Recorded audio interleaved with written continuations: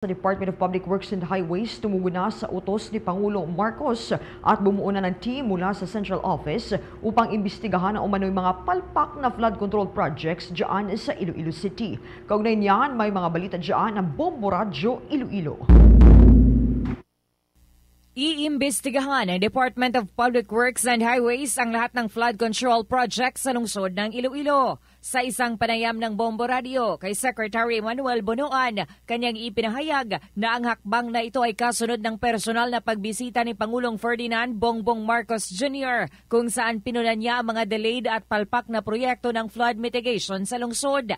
Ayon kay Bonoan, bumuo siya ng isang team upang magtungo sa Iloilo City at magsagawa ng investigasyon at pagsusuri. Pahayag pa ni Bonoan, ang team ay binubuo lamang ng mga tauhan mula sa Central Office at wala ng kasama mula sa Regional Office.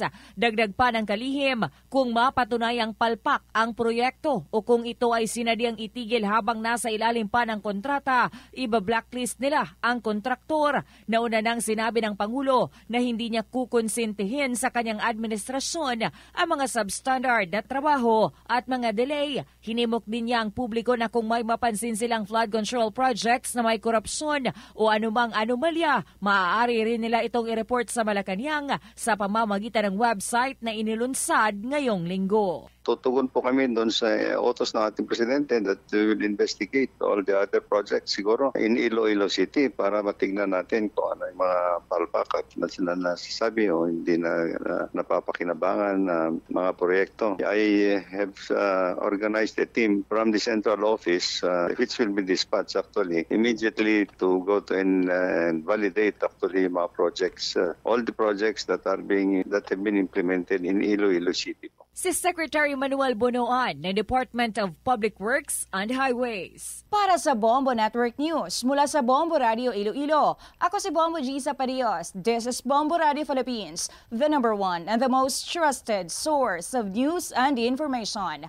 Basta Radio, Bombo! For the most trusted source of news and information, visit our website at www.bomboradio.com. Follow us on Bombo Radio mobile app, Facebook, YouTube, TikTok, and X, formerly Twitter.